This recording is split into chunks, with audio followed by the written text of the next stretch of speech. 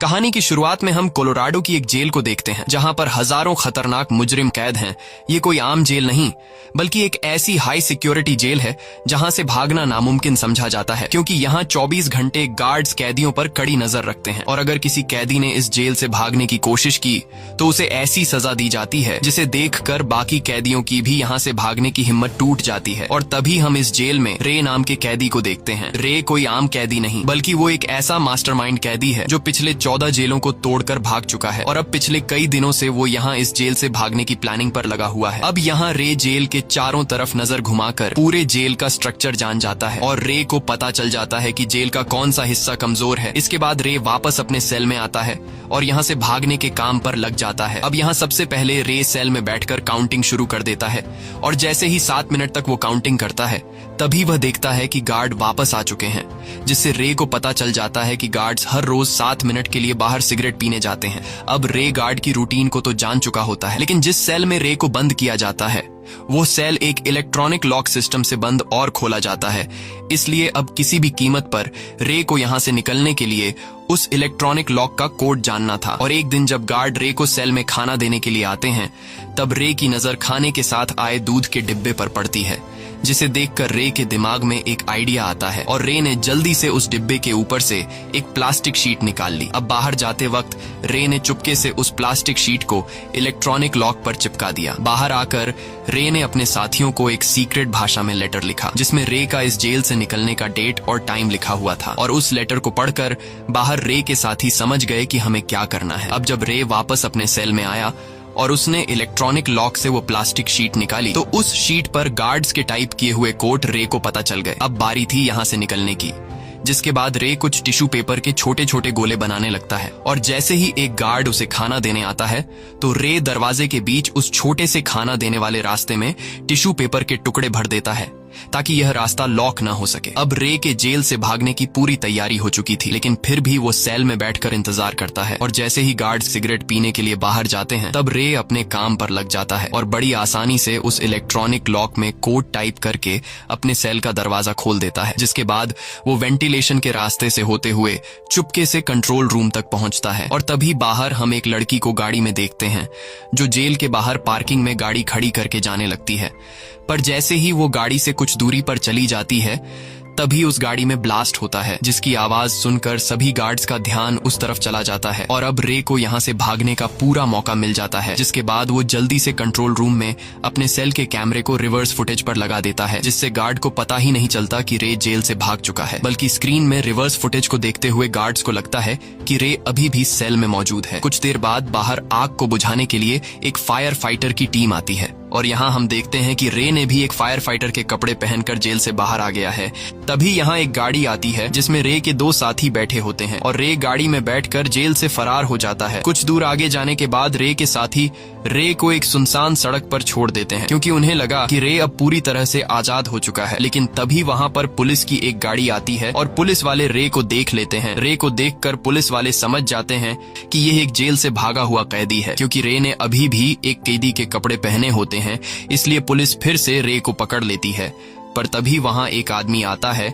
और वो आदमी पुलिस को कुछ पेपर दिखाता है, जिसे देखकर पुलिस वाले रे को छोड़ देते हैं। यहाँ हमें पता चलता है कि इस आदमी का नाम क्लार्क है और क्लार्क रे का दोस्त है। इसके बाद क्लार्क रे को सीधा उसी जेल के वार्डन के पास लेकर जाता है जहाँ से अभी कुछ देर पहले रे फरार हुआ था। वार्डन रे को देखकर चौंक जाता है और उससे पूछता है कि तुम यहाँ पर क्या कर रहे हो, तुम एक मुजरिम हो, तुम्हें तो जेल में होना चाहिए था। तब क्लार्क जेल के वार्डन से कहता है कि मैं और रे हम दोनों एक सिक्योरिटी कंपनी के लिए काम करते हैं। रे कोई मुजरिम नहीं है, बल्कि इसका काम ही यही है कि यह एक मुजरिम बनकर जेल में जाता है, ये पता लगाने के लिए कि इस जेल की सिक्योरिटी अच्छी है या फिर नहीं। और आज तुम्हारे जेल से फरार होकर रे ने साबित कर दिया कि तुम्हारे जेल से भी कैदी भाग सकते हैं, लेकिन तुम्हें घबराने की जरूरत नहीं, क्योंकि रे इससे पहले भी 14 जेलों से भाग चुका है। ये सब सुनकर वार्डन रे से कुछ नहीं कहता और ये दोनों वहाँ से निकल जाते हैं। और यहाँ हमें रे के काम के बारे में पता चल जाता है और रे को इस मुश्किल काम को अंजाम देने के काफी मोटी रकम दी जाती है। अगले दिन रे जब अपने साथियों के साथ ऑफिस में होता है तभी वहाँ पर एक CIA एजेंट आती है जिसका नाम जेसिका है। जेसिका रे से कहती है कि मेरे पास तुम्हारे लिए एक नया काम है और तुम्हें इस काम के डबल पैसे दिए जाएंगे। वह रे को बताती है कि तुम्हें एक जेल में जाना होगा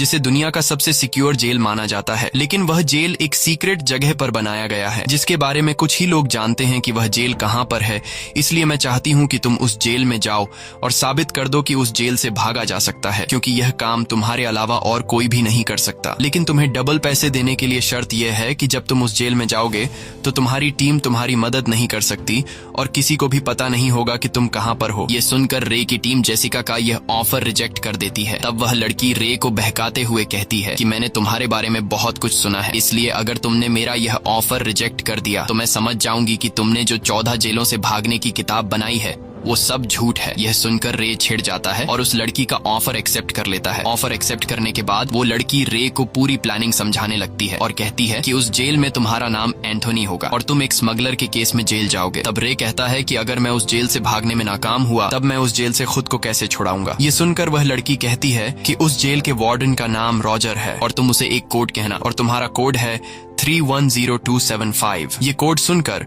उस जेल के वार्डन को पता चल जाएगा कि तुम यहाँ इस जेल में सरकार की तरफ से आए हो, इसलिए वार्डन तुम्हें जेल से छोड़ देगा। लेकिन अब उस जेल में जाने से पहले रे की टीम छुपके से रे की बॉडी में एक ट्रैकर लगा लेती है ताकि इन्हें इसकी लोकेशन का पता चल सके। और जैसे ही रे मार्केट के बीच पहुंचता है तभी वहां पर एक ब्लैक कलर की गाड़ी आती है और उस गाड़ी में से मास्क पहने हुए कुछ लोग बाहर आकर रे को पकड़कर गाड़ी में डाल देते हैं। और वो लोग सबसे पहले रे के बॉडी के जिस हिस्से में ट्रैकर डाला गया था उसे निकाल देते हैं, जैसे उन्हें पहले से पता चल गया हो कि रे की बॉडी में ट्रैकर लगा है। और अब रे की टीम ये पता नहीं लगा सकती कि रे कहां पर है, क्योंकि उनको रे का सिग्नल नहीं मिल रहा होता। इसके बाद गाड़ी में वो लोग रे को बेहोश कर देते हैं और जब रे को होश आता है तो वो खुद को एक ऐसी जेल में पाता है जहां पर कोई भी दीवार नहीं होती और ये एक अलग तरह का जेल होता है। यहाँ सभी कैदियों को शीशे के सेल में बंद कर दिया गया होता है और हर एक कैदी पर ड्रोन की मदद से नजर रखी जाती है। यहाँ पर जो गार्ड्स होते हैं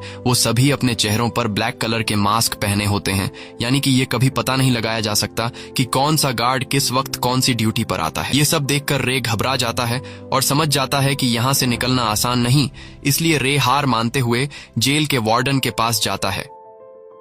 और रे जेल के वार्डन को वार्डन मार्श के नाम से पुकारता है। तब जेल का वार्डन कहता है कि मेरा नाम मार्श नहीं बल्कि मेरा नाम हॉब्स है और यहाँ पर मार्श नाम का कोई भी वार्डन नहीं है। ये सुनकर रे समझ जाता है कि यहाँ कुछ तो गड़बड़ जरूर है, इसलिए वह जेल के वार्डन को अपना कोड बताते हुए कहता है कि मेरा कोड है 310275। तब वार्डन कहता है कि तुम जो कुछ भी कह रहे हो मुझे उसके बारे में कुछ भी नहीं पता, बस मुझे इतना पता है कि मुझे तुम्हें यहाँ रखने के पैसे दिए जाते हैं और अब तुम्हें अपनी पूरी जिंदगी यहीं पर गुजारनी होगी। यह सुनकर रे समझ जाता है कि मुझे फंसाया गया है। इसके बाद रे को वापस उसके शीशे के सेल में ले जाया जाता है और अगले दिन अनाउंस होता है कि इस जेल में एक नया कैदी आया है जिसका नाम एंथनी है। ये नाम सुनकर इस जेल में माइकल नाम का एक कैदी होता है और माइकल एंथनी नाम सुनकर अलर्ट हो जाता है। इसके बाद एंथनी यानी रे बाकी कैदियों के बीच आ जाता है। तब रे एक नया कैदी होने की वजह से बाकी पुराने कैदी रे को घूरने लगते हैं और तभी कुछ कैदी रे पर हमला कर देते हैं, लेकिन रे खुद को बचाते हुए उनसे लड़ने लगता है। मगर रे अकेला था और बाकी कैदी बहुत सारे थे, इसलिए कैदी जब रे को मारने के लिए आगे बढ़ते हैं तभी यहाँ पर माइकल आ जाता है और माइकल कहता है कि अगर किसी ने भी एंथनी को हाथ लगाने की कोशिश की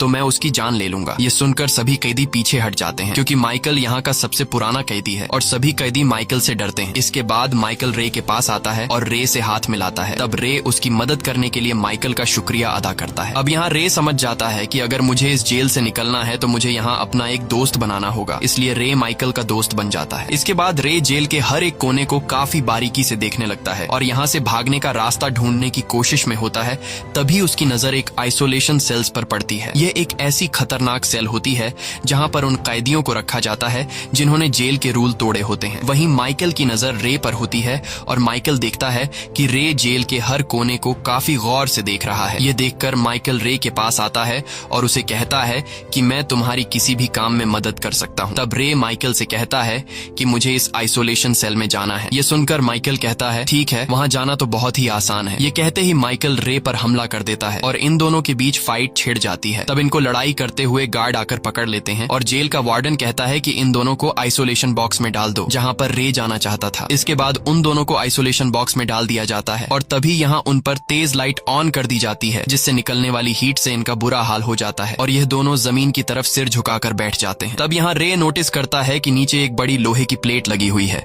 जिसे नट बोल्ट से फिट किया गया है और अब इतनी गर्म जगह में रात गुजारने के बाद अगली सुबह इनकी हालत देखने के लिए एक डॉक्टर आकर दरवाजा खोलता है। तब यहाँ रे उस डॉक्टर से पूछता है कि यह कौन सी जगह है और हम कहाँ पर हैं, लेकिन वो डॉक्टर रे की बात का कोई भी जवाब नहीं देता और तभी ऊपर से गार्ड देख लेता है कि रे डॉक्टर से बात करने की कोशिश कर रहा है। तब वो गार्ड डॉक्टर के पास आता है और उससे पूछता है कि रे ने तुमसे क्या कहा, जिसके जवाब में डॉक्टर झूठ बोल लेता है और गार्ड से कहता है कि रे ने मुझसे कहा कि रात भर गर्मी की वजह से मेरी बॉडी कितनी डिहाइड्रेट हो चुकी है। और यह सब कुछ दूरी पर खड़ा रे सुन लेता है, जिससे रे समझ जाता है कि यह डॉक्टर एक अच्छा इंसान है। अगले दिन माइकल रे के साथ खाने के टेबल पर बैठकर उससे पूछता है कि कल आइसोलेशन बॉक्स में जाने के बाद तुम्हें क्या पता लगा। तब रे उसे बताता है कि ये जेल समंदर के किनारे पर है क्योंकि यहाँ की हवा में बहुत ज्यादा नमी है और कल जब हम दोनों आइसोलेशन बॉक्स में बंद थे तब मुझे आइसोलेशन बॉक्स के नीचे लोहे की प्लेट दिखाई दी जिसे नट बोल्ट से फिट किया गया है। अगर मुझे कोई लोहे का टुकड़ा मिल गया तो मैं उस लोहे से आइसोलेशन बॉक्स के प्लेट को खोलकर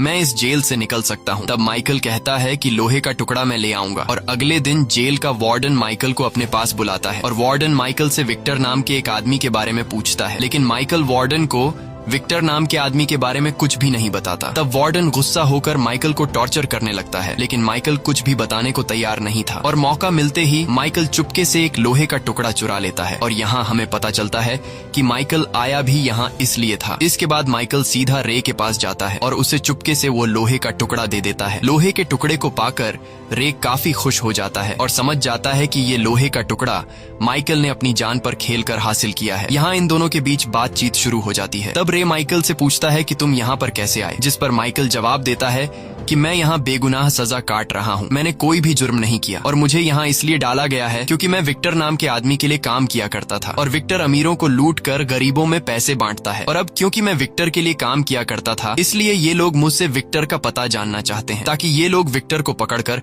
उससे सारा पैसा छीन ले, लेकिन मैं इन्हें कभी भी विक्टर का पता नहीं दूंगा। अब माइकल रे से पूछता है कि तुम यहाँ पर कैसे आए। तब रे उसे बताता है कि मैं पहले एक वकील हुआ करता था, मैंने एक मुजरिम को सजा दिलवाई थी, लेकिन एक दिन वो मुजरिम जेल से भाग गया और उस मुजरिम ने मुझसे बदला लेने के लिए मेरे घर आकर उसने मेरी वाइफ को मार डाला। मेरी वाइफ के मरने के बाद मेरी जिंदगी उजड़ गई और बस उस दिन के बाद मैंने ठान लिया कि मुजरिम को सजा देना काफी नहीं बल्कि जिन जेलों में मुजरिम रहते हैं उन जेलों की सिक्योरिटी को चेक करना भी जरूरी है। इसलिए अब मैं एक सिक्योरिटी कंपनी के लिए काम करता हूँ और मैंने पिछले 4 साल में 14 जेल को तोड़कर भाग चुका हूँ। ये काम मैं इसलिए करता हूँ ताकि फिर से कोई मुजरिम जेल से छूटकर किसी वकील की फैमिली को नुकसान न पहुंचा सके, लेकिन अब मैं यहाँ पर फंस चुका हूँ क्योंकि मैंने 14 जेलों से भागने पर जो किताब लिखी थी वो किताब इस जेल के वार्डन के पास है और वार्डन ने मेरी किताब पढ़कर उन 14 जेलों के वार्डन्स ने जो गलतियां की थी इस जेल के वार्डन ने उन सभी गलतियों को सुधार कर ये जेल बनाई है। इसलिए इस जेल से भागना बहुत ही ज्यादा मुश्किल है, लेकिन अच्छी बात यह है कि जेल के वार्डन को अभी तक ये नहीं पता कि मैं ही 14 जेलों को तोड़कर भागने वाला रे हूँ, बल्कि मुझे वार्डन एंथनी नाम का एक कैदी समझता है। तब माइकल कहता है कि यहाँ मेरे और तुम्हारी तरह बाकी जितने भी कैदी इस जेल में मौजूद हैं वो सभी बेगुनाह है। ये जेल गवर्नमेंट की तरफ से नहीं बनाई गई बल्कि ये एक प्राइवेट जेल है। यहाँ पर लोग जेल के वार्डन को पैसा देकर अपने दुश्मनों को रखते हैं। अब यहाँ माइकल रे से कहता है कि लोहे का टुकड़ा तो मैंने तुम्हें दे दिया, अब हमें आगे क्या करना होगा। तब रे माइकल से कहता है कि हम दोनों को एक बार फिर से आइसोलेशन बॉक्स में जाना होगा। ये सुनकर माइकल साफ इनकार कर देता है और कहता है कि वहाँ पर बहुत ज्यादा गर्मी होती है। तब रे कहता है कि अगर तुम्हें यहाँ से निकलना है तो ये तो तुम्हें करना होगा। अब यहाँ माइकल मान तो जाता है, लेकिन वह रे से कहता है कि अगर मैं यहाँ से बाहर नहीं निकला तो मैं तुम्हें यही इस जेल में मार दूंगा। अब यहाँ रे माइकल को अपना प्लान समझाने लगता है और बताता है कि जब हम दोनों इस आइसोलेशन बॉक्स में जाएंगे तब तुम्हें जोर जोर से चिल्लाना है, जिससे जो गार्ड सीसीटीवी स्क्रीन से हम पर नजर रख रहे होंगे उन सभी का ध्यान तुम्हारी तरफ चला जाएगा और मैं मौके का फायदा उठाकर आइसोलेशन बॉक्स के नीचे के प्लेट खोल दूंगा और वहाँ से बाहर निकलकर ये देखूंगा कि हम लोग कहाँ पर हैं। माइकल को रे की प्लानिंग ठीक लगती है। इसके बाद माइकल खड़ा होकर एक कैदी को बुरा भला कहने लगता है और उस कैदी का नाम जावेद है। ये सब सुनकर जावेद के साथी माइकल और रे पर हमला कर देते हैं और यहाँ पर झगड़ा शुरू हो जाता है। यहाँ फाइट के दौरान रे चुपके से एक रोटी टेबल से उठाकर अपने पास रख लेता है। तभी यहाँ पर गार्ड्स आ जाते हैं और गार्ड्स इन सभी को अलग अलग आइसोलेशन बॉक्स के अंदर बंद कर देते हैं। बॉक्स के अंदर जाने के बाद वहाँ पर तेज लाइट ऑन हो जाती है। लाइट के ऑन होते ही माइकल जोर से चिल्लाने लगता है, जिससे सभी गार्ड्स का ध्यान माइकल की तरफ चला जाता है और मौके का फायदा उठाते हुए रे जल्दी से अपने जेब से रोटी निकालकर उसे चबाने लगता है और फिर उस रोटी को मुंह से निकालकर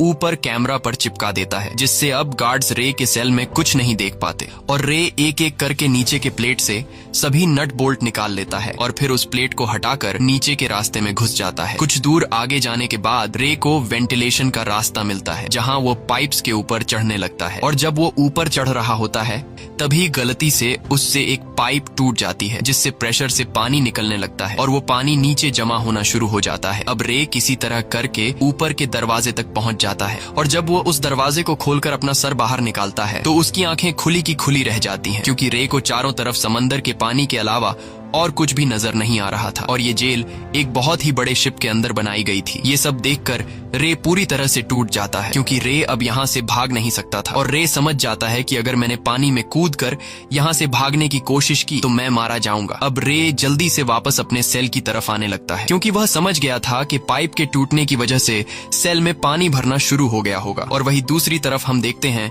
कि आइसोलेशन बॉक्स में जितने भी कैदी बंद है वहाँ पर पानी भरना शुरू हो गया है, इसलिए यहाँ रे जल्दी से पाइप के जरिए नीचे उतरने लगता है, लेकिन तभी उसका पांव फिसल जाता है, जिससे वह नीचे गिर जाता है। मगर अच्छी बात यह थी कि पाइप से पानी निकलने की वजह से नीचे ढेर सारा पानी जमा हो गया होता है, जिस वजह से रे को चोट नहीं आती। वही जेल का वार्डन जब देखता है कि सेल्स में पानी भरने लगा है, तब वह अपने गार्ड से कहता है कि जल्दी सभी कैदियों को आइसोलेशन बॉक्स से बाहर निकालो, जिसके बाद गार्ड्स एक एक करके सभी कैदियों को बाहर निकालने लगते हैं और इससे पहले कि वो रे के बॉक्स का दरवाजा खोलते, रे अपने बॉक्स में पहुंच जाता है और वह जल्दी से वापस प्लेट लगाकर उस पर नट बोल्ट फिट कर देता है। साथ ही साथ उसने कैमरा पे जो रोटी लगाई थी वो भी उतार लेता है और तभी गार्ड्स बॉक्स का दरवाजा खोलकर रे को बाहर निकाल लेते हैं। वही दूसरी तरफ रे की जो टीम होती है वह रे के लिए परेशान होती है, इसलिए रे की टीम क्लार्क के ऑफिस में जाती है और उससे रे के बारे में पता लगाने को बोलते हैं। तब क्लार्क कहता है कि तुम दोनों परेशान मत हो, मैंने अपने एक आदमी को रे को ढूंढने के काम पर लगा दिया है और रे जल्द ही मिल जाएगा। अब यहाँ रे की टीम के जाने के बाद क्लार्क सीधा वार्डन को कॉल करता है और क्लार्क वार्डन से कहता है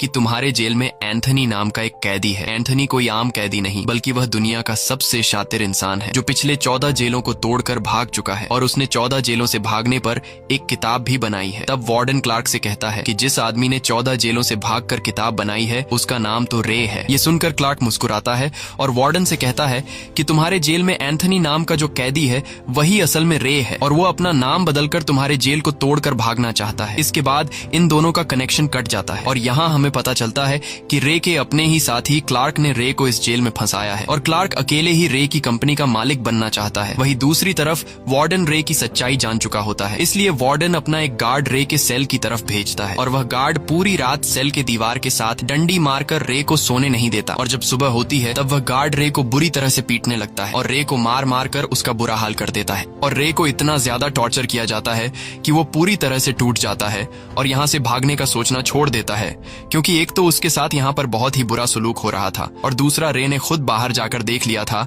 कि ये जेल समुद्र के बीचों बीच एक शिप पर बनाया गया है, इसलिए रे समझ जाता है कि यहाँ से भागना इम्पॉसिबल है। और अगले दिन रे जब माइकल से मिलता है तब माइकल रे से पूछता है कि तुमने बाहर क्या देखा, जिस पर रे बताता है कि यह कोई आम जेल नहीं बल्कि यह जेल समुद्र के बीचों बीच एक बड़े से शिप पर बनाई गई है। किसी को नहीं पता कि हम कहाँ पर है, इसलिए मेरी तरह तुम भी अपने दिमाग से यहाँ से भागने का ख्याल निकाल दो। तब माइकल रे को मोटिवेट करता है और कहता है कि तुम्हें हिम्मत नहीं हारनी होगी, तुम्हें जिन लोगों ने यहाँ पर फंसाया है उनसे तुम्हें बदला लेना होगा और यहाँ पर इस तरह की जिंदगी जीने से अच्छा है कि तुम एक बार यहाँ से भागने की कोशिश तो करो। ये सुनकर रे के अंदर एक बार फिर से यहाँ से भागने का जज्बा पैदा हो जाता है और यह दोनों आगे की प्लानिंग पर लग जाते हैं। अब यहाँ इन दोनों को सबसे पहले यह पता लगाना था कि यह लोग समुद्र के किस हिस्से में हैं। अब यह पता लगाने के लिए माइकल जानबूझकर रे को जख्मी कर देता है और फिर रे अपने जख्म की मरहम पट्टी करने करने के लिए डॉक्टर के पास जाता है और रे डॉक्टर से पूछता है कि आपको हमें बताना होगा कि हम लोग कहाँ पर हैं, लेकिन डॉक्टर उसे कुछ भी नहीं बताता और मौका मिलते ही रे वहाँ से एक सफेद शीट चुरा लेता है, जिसके बाद वह माइकल के पास आता है और यहाँ ये दोनों एक कैदी से चश्मे लेकर उस सफेद शीट से एक डिवाइस बना लेते हैं। ये एक ऐसी डिवाइस होती है जिससे इन्हें पता चल सकता है कि यह लोग इस वक्त कहाँ पर हैं, लेकिन रे कहता है कि इसके लिए हमें रात के वक्त शिप के छत पर जाना होगा और आसमान में तारों की मदद से हम यह पता लगा सकते हैं कि इस वक्त हम कहाँ पर हैं। अब ये दोनों बातें कर ही रहे होते हैं कि तभी वहाँ पर दो गार्ड आते हैं और वह गार्ड इन दोनों को एक साथ देखकर उन्हें मारने लगते हैं, क्योंकि ऊपर कैमरा से वार्डन ने इन दोनों को एक साथ देख लिया था और वार्डन समझ गया कि यह दोनों यहाँ से भागने की प्लानिंग बना रहे हैं। इसके बाद रे को वार्डन के रूम में ले जाया जाता है, जहाँ वार्डन रे से कहता है कि मुझे पता चल गया है कि तुम्हारा नाम एंथनी नहीं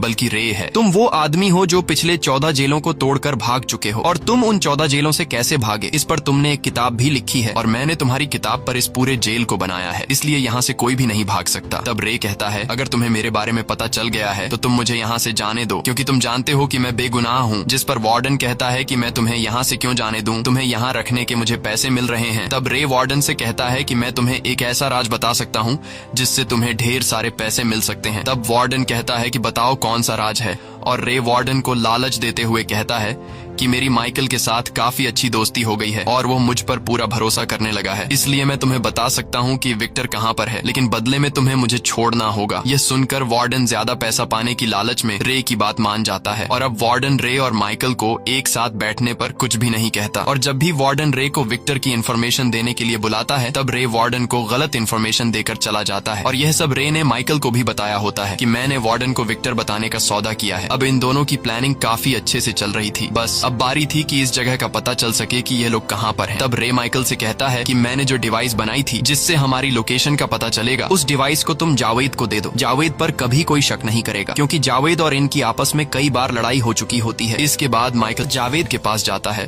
और उसे कहता है क्या तुम यहाँ से भागना चाहोगे? तब जावेद हाँ में जवाब देता है और फिर ये लोग जावेद को अपनी टीम में शामिल करके उसे पूरा प्लान समझा देते हैं, जिसके बाद जावेद सीधा वार्डन के पास जाता है और उससे कहता है कि जेल में कुछ ऐसे कैदी है जो यहाँ से भागने की प्लानिंग कर रहे हैं, इसलिए अगर तुम मुझे अपना जासूस बना लो तो मैं उन कैदियों के नाम और उनके प्लान के बारे में तुम्हें बता सकता हूँ, लेकिन शर्त ये है कि तुम मुझे खुले आसमान के नीचे नमाज अदा करने दोगे। तब वार्डन उसकी बात मान जाता है और जब जावेद खुले आसमान के नीचे जाता है तब वह ऊपर आसमान में तारों को देखकर उस डिवाइस पर निशान लगा देता है। इसके बाद जावेद वह डिवाइस रे को दे देता है, जिसे देखकर रे को पता चल जाता है कि यह शिप अटलांटिक ओशन में है और यह शिप मोरक्को के आसपास है। ये सुनकर माइकल कहता है कि मोरक्को में मेरा एक दोस्त है जो मुझे जानता है और वह हमारी मदद जरूर करेगा, लेकिन सबसे बड़ी प्रॉब्लम यह है कि हम उस तक इन्फॉर्मेशन कैसे पहुंचाएंगे कि हम लोग यहाँ पर हैं। तब रे कहता है कि यह काम मैं कर सकता हूँ और रे सीधा जाता है डॉक्टर के पास और डॉक्टर से कहता है कि तुम जानते हो कि मैं यहाँ पर बेगुनाह सजा काट रहा हूँ, इसलिए तुम्हें हमारी मदद करनी होगी। अब पहले तो डॉक्टर रे की मदद करने को तैयार नहीं होता, लेकिन रे के बार बार कहने पर डॉक्टर उसकी मदद करने को तैयार हो जाता है और डॉक्टर सीधा कंट्रोल रूम में जाकर माइकल के साथी को मैसेज सेंड कर देता है और साथ ही साथ टाइम भी बता देता है कि इस टाइम पर तुम्हें यहाँ पहुँचना है। वहीं दूसरी तरफ जावेद वार्डन को बता देता है कि कल यहाँ से रे भागने वाला है और भागने से पहले रे ब्लॉक सी में झगड़ा करवाएगा। ये खबर सुनकर वार्डन रे पर नजर रखने लगता है और ब्लॉक सी यानी कि जहाँ पर झगड़ा होने वाला है वहाँ पर वार्डन सभी गार्ड्स को भेज देता है और जैसे ही सुबह होती है तब झगड़ा ब्लॉक सी में नहीं बल्कि ब्लॉक ए में होता है, यानी कि जावेद ने वार्डन से झूठ बोला था और यह इन तीनों का प्लान था। और इसी बात का फायदा उठाते हुए ब्लॉक ए से माइकल, रे और जावेद ये तीनों ऊपर की तरफ भागना शुरू कर देते हैं, लेकिन इससे पहले कि यह तीनों यहाँ से निकल पाते तब इस बात की खबर वार्डन को लग जाती है और वार्डन जेल के सभी दरवाजों को लॉक कर देता है, जिस वजह से अब यह तीनों के तीनों अंदर फंस जाते हैं। यहाँ रे जल्दी से कैमरा के वायर काट कर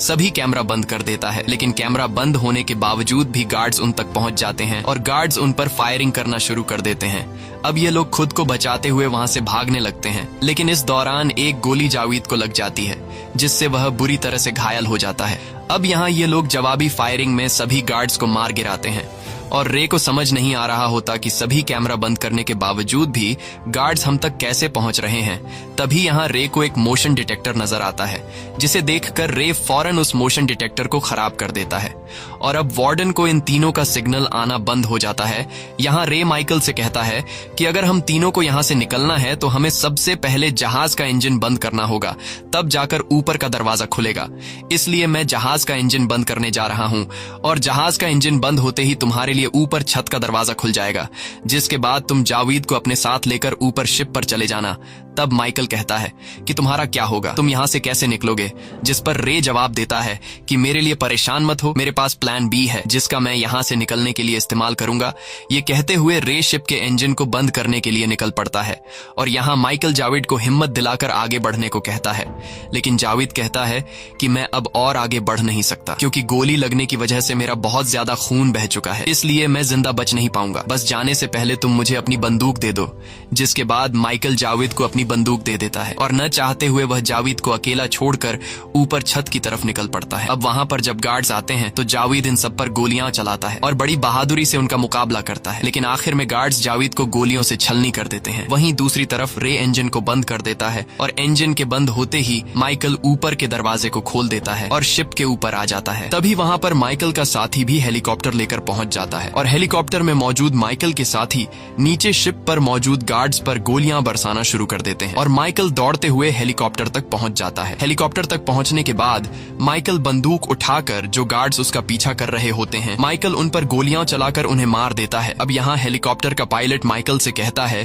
कि जल्दी से हेलीकॉप्टर में बैठो, हमें यहाँ से जाना होगा, लेकिन माइकल पायलट को अपने साथी रे का इंतजार करने को कहता है। वहीं दूसरी तरफ नीचे शिप में रे फंसा हुआ होता है और वह एक टैंक के अंदर छुपा हुआ होता है। वहीं वार्डन उसे चारों तरफ ढूंढ रहा होता है और तभी वार्डन को पता चल जाता है कि रे टैंक के अंदर छुपा हुआ है। इसलिए वार्डन चिल्लाते हुए रे से कहता है कि बाहर आ जाओ, वैसे भी तुम यहाँ से भाग नहीं सकते क्योंकि चारों तरफ से हमने तुम्हें घेर लिया है। और तभी एक गार्ड शिप का इंजन ऑन कर देता है, जिस वजह से टैंक के अंदर पानी भरना शुरू हो जाता है। दरअसल यह शिप का स्टेबलाइजर टैंक होता है और जब यह पूरी तरह से भर जाता है तो यह एक्स्ट्रा पानी को शिप के नीचे से बाहर फेंक देता है और तभी बाहर वार्डन भी समझ जाता है कि टैंक के भरते ही रे पानी के साथ शिप से बाहर निकल जाएगा। लेकिन अब सब कुछ जानने के बावजूद भी वार्डन कुछ नहीं कर पाता और जैसे ही टैंक में पानी फुल हो जाता है तब पानी का प्रेशर रे को शिप के बाहर फेंक देता है, जिसके बाद रे तैरते हुए ऊपर पानी के सरफेस पर आ जाता है और ऊपर हेलीकॉप्टर से माइकल नीचे पानी में रे को देख लेता है। जिसके बाद हेलीकॉप्टर रे के करीब आता है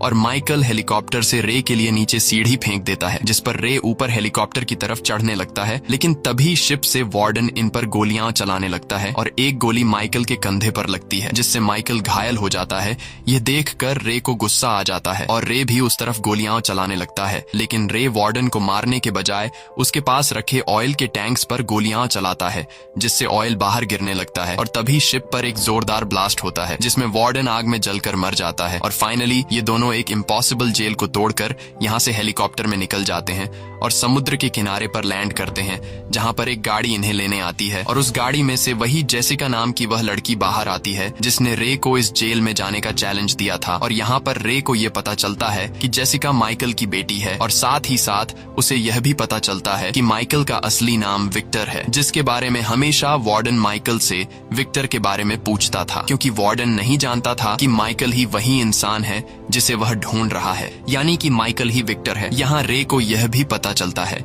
कि जेसिका ने जो एंथनी नाम मुझे दिया था वह दरअसल एक कोड था, ताकि जेल में माइकल यानी कि विक्टर यह पहचान ले कि इस आदमी को मेरी मदद के लिए भेजा गया है। इसीलिए जब वह पहली बार जेल में एंथनी नाम सुनता है तो माइकल समझ जाता है कि इस आदमी को मेरी मदद के लिए भेजा गया है। इसलिए माइकल जेल में रे के साथ दोस्ती कर लेता है। यहाँ जेसिका रे को बताती है कि मैंने तुम्हें जेल की सिक्योरिटी तोड़ने के लिए नहीं भेजा था, बल्कि मैंने तुम्हें अपने फादर को जेल से छुड़ाने के लिए भेजा था और मुझे पता था कि यह काम सिर्फ तुम ही कर सकते हो। साथ ही जेसिका रे को यह भी बता देती है कि तुम्हारा दोस्त क्लार्क शुरू में तो वह तुम्हारा साथ दे रहा था, लेकिन बाद में कंपनी का बॉस बनने के लालच में उसने वार्डन के साथ हाथ मिला लिया ताकि तुम जेल से बाहर ना आ सको और वह हमेशा कंपनी का बॉस बना रहे। ये सब बताने के बाद जेसिका और माइकल वहाँ से जाने लगते हैं और वहीं दूसरी तरफ क्लार्क को पता चल गया होता है कि रे जेल से आजाद हो गया है। यह पता चलते ही क्लार्क अपना जरूरी सामान उठाकर भागने लगता है, लेकिन जैसे ही वह अपनी गाड़ी में बैठता है तभी वहां पहले से उसकी गाड़ी में मौजूद रे का साथी क्लार्क को बेहोश कर देता है और जब क्लार्क की आंख खुलती है तो वह अपनी गाड़ी के अंदर खुद को एक छोटे से कमरे में पाता है। यह देखकर वह जोर से चिल्लाने लगता है, लेकिन उसकी आवाज कोई भी नहीं सुनता। और तभी दिखाया जाता है